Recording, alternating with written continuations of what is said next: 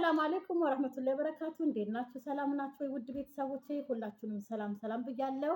የዛሬው ደግሞ በራስ ምታት እንድትሰቃዩ ወይም ራሳችሁ ላይ ጭንቅላታችሁ ላይ የተደረገ በራስ ህመም፣ በራስ መሰቃየት፣ በራስ ህመም ስቅይት እንድትሉ ታስቦ የተደረገ ሲህር ወይም ደግሞ የጅኒ ጥቃት ወይም የሴጣን ጥቃት ወይም ደግሞ ድግምቶች ካሉባችሁ እነዚህ ምልክቶች አሁን የምዘረዝራችሁ ምልክቶች ካስተዋላችሁ እንግዲህ ይሄ ነገር በተደጋጋሚ እያመማችሁ ያለው በመንፈስ ጥቃት እንጂ በሌላ እንዳልሆነ ተረድታችሁ ወደሚያስፈልገው ሕክምና ወደ ሃይማኖታዊ ወደ መንፈሳዊ ሕክምና ትመራላችሁ ማለት ነው። ስለዚህ እኔ ቀጥዬ ምልክቶችን እዘረዝራለሁ። እነዚህ ምልክቶች በአብዛኛው ከታዩባችሁ እንግዲህ ለዚህ በሽታ እንድትዳረጉ ለዚህ ህመም እንድትዳረጉ ሆን ተብሎ ተደርጎባችሁ ወይም ደግሞ በሌላ በሴጣን በጂኒ ጥቃት አጋጥሟችሁ ሊሆን ስለሚችል ምልክቶቹን መከታተል አለባችሁ። ምንም ነገር ከሌለ የለም ነው፣ ካለ ደግሞ ቀጥታ ወደ ሃይማኖታዊ መንፈሳዊ ህክምናዎች ትመራላችሁ ማለት ነው። እሺ የመጀመሪያው ምልክት ምንድነው? ይቅርታ ድምፅ የድንገት ራስን ስቶ መውደቅ። ድንገት ራሳችሁን ስታችሁ መውደቅ። የመውደቃችሁ ምክንያት ምን እንደሆነ ግን አይታወቅም። ራሳችሁ ጭንቅላት ላይ ራስ ላይ የተደረገ ሲህር ምልክት ማለት ነው። ሁለተኛው ቀንም ማታም ከፍተኛ የራስ ምታት። ይህም ከፊል ወይም ሙሉ የራስ ምታት ሊሆን ይችላል። ወይ በከፊሉ እንደዚህ በግማሽ በቀን በማታ ሊያማችሁ ይችላል፣ ወይም ደግሞ ሙሉ ለሙሉ የራስ ምታት ሊያማችሁ ይችላል ማለት ነው። በምንም ተአምር ይሄ ፓናዶል ብትወስዱ ፓራስታሞል ብትወስዱ ብዙ መድኃኒቶችን ብትጠቀሙ እንኳን አይለቃችሁም ማለት ነው። ህመሙ ፍንክች አይለቃችሁም፣ ያማችኋል ማለት ነው። ወይ በግማሽ ወይ በሙሉ በተደጋጋሚ በራስ ምታት ትሰቃያላችሁ ማለት ነው። ሶስተኛው ደግሞ ልክ አይናችሁን ለይቶ ማመም።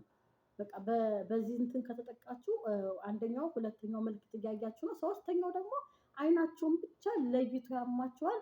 ልክ አይናችሁ ሊወድቅ አይነት ስሜት ይሰማችኋል። በቃ እንዲህ ወደዚህ የወደቀ ሁላ እስኪመስላችሁ ማለት ነው። ለየት የሚያደርገው ደግሞ ሁለቱንም ወይም አንዱን አይን ብቻ ማሳመሙ ነው። ይህ ህመም ሲያጎነብሱ በእጅጉ ይጨምራል። እንግዲህ እንደዚህ ጎንበስ ስትሉ ሊወድቅ ሁላ ነው የሚመስላችሁ አይናችሁን ህመሙ ማለት ነው። እንግዲህ ሶስተኛው ምልክት ነው።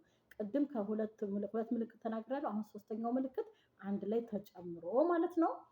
አራተኛው ምልክት ደግሞ ብዙውን ጊዜ በሆነው ባልሆነው መበሳጨት፣ በነገሮች መናደድ። ይህም በቀላሉ የሚመጣ ነው። መጀመሪያ ስትጀምሩት እኮ በቀላሉ ነው የምትበሳጩት። እየቆያችሁ ደግሞ እየተናደዳችሁ በትንሽ ጀምራችሁ እርር እያላችሁ ብስጭት እያላችሁ ትሄዳላችሁ ማለት ነው። የተበሳጫችሁበት ነገር የተናደዳችሁበት ነገር እኮ በጣም ቀላልና ትንሽ ነገር ናት። ግን በቃ ብስጭት እኔ እንደው በብስጭት ብቻ ቢሆን ኖሮ እኔንም ያካትታልን ነበር። ግን ሶስቱ ምልክት የለብኝም። ይሄኛው አራተኛው ምልክት ግን በሆነ ባልሆነ በሳጫለሁ። እኔ እንዴት እንደሆነ ግን ለራሴም ግራ ገብቶኛል። ብስጭት በትንሽ ነገር በቃ መለስ ብዬ አሁን የሚያበሳጭ ነው እንዴ ላለሁ ከልጆች ጋርም ከምንም በቃ በጣም ነው የሚበሳጨው። እና ብስጭት ብቻውን ከሆነ የራሳችሁ የተፈጥሮ የሆርሞን አንዳንድ ነገር ሊሆን ይችላል። እነዚህ አራት ምልክቶች ጋር አምስተኛው አሁን የምዘረዝራቸው ጋር ከሆነ ግን ስለዚህ ይሄን ነገር መፍትሄ ያስፈልገዋል ማለት ነው። ኦኬ እንቀጥላለን። ቀጥሎ ደግሞ ዶሮ ከመጮሁ ገና በቃ ጠዋት ላይ ገና በጠዋት ወጋጋን ፍንትው ስትል ጀምሮ ህይወታችሁ ያስጠላችኋል። በቃ እንግዲህ ነጋ። ሰው እኮ ሲነጋ በጣም ደስተኛ ሆኖ ተነቃቅቶ ወደ ስራ ወደ አንዳንድ ነገር ይላል። እናንተ ደግሞ ሲነጋ በጣም ይደብራችኋል። ነቃ በቃ የራሳችሁ መርገብ፣ መደበር፣ ስልችት ማለት ልክ ሲነጋ ማለት ነው። ይሄ ምልክቱ አምስተኛው ምልክት ነው። ስድስተኛው ምልክት ክፉ ሀሳብ፣ መሞትን መመኘት፣ ስለ መሞት ብቻ ማሰብ። ሞት በእጅጉ ያስደስታችኋል። ስለ ሞት ሲያስቡ ልክ ድመት አይጥን አይታ ልክ እንደምትጎመጀው ሞትም እንደዛው በቃ የሞት ስሜት የሞት ሀሳብ እናንተም በጣም ነው የሚያስደስታችሁ። በቃ ሙቼ ባረፍኩ ሙቼ ግልግል ባልኩ መሞት ምን ነው ፈጣሪ በወሰደኝ በቃ ኑሮ ስልችት ምርር ነው የሚላችሁ። ግን ምንድነው ምክንያቱ አታውቁትም። ይሄ ጂኒ ሲቆጣጠራችሁ አይምሯችሁን እንደውም አይምሯችሁን ሲቆጣጠር የሚል ቪዲዮ ደግሞ እሰራላችኋለሁ። አይምሯችሁን በጣም ተቆጣጥሮት ከሆነ በክፉ መንፈስ ለዛ ሌላ ቪዲዮ እሰራለሁ። እና እናንተ ስራዬ ብላ እናንተ እኮ ፈልጋችሁ አይደለም። እኮ ሸይጣን እኮ ነው መንፈሱ እኮ እንደዚህ የሚያደርጋችሁ። በቃ ራስ መግደል፣ በተለይ መሞት መመኘት፣ ይሄ በቃ የዕለት ስራችሁ ነው። ሲነጋ ይደብራችኋል፣ ህይወት ይሰለቻችኋል፣ ደስተኛ አትሆኑም። ይሄም ስድስተኛው ምልክት ነው ማለት ነው። ሰባተኛው ደግሞ ተራ የማይባል መጥፎ ሽታን ማሽተት። እንዴትም ያለ ሽቶ ማንኛውንም ሽቶ ተቀብታችሁ ወደ እነሱ ስትቀርቡ አንተ ለእነርሱ ግምግም ነው የምትሰጠው። ወደ ሰው ቆንጆ ሽቶ ተቀብተሻል፣ በቃ ታጥነሻል ወይ ብጉር ምናምን በቃ እንደዛ ሆነሽ ወደ ሰዎች ስትቀርቢ ግን የሆነ ሽቶ ራሱ ከላብ ጋር ይቀላቀልና ለሌሎች ሰዎች ወደ ሌላ ነገር አይነት ሽታ ይሸታቸዋል ማለት ነው። አንቺ እኮ ተዘጋጅተሽ ሽቶ ተቀብተሽ ነው ያ ሽቶ ከላብ ጋር ከምን ጋር ለየት ያለ ሆኖ ለሌሎች ሰዎች እንዲሸት ይሆናል ማለት ነው።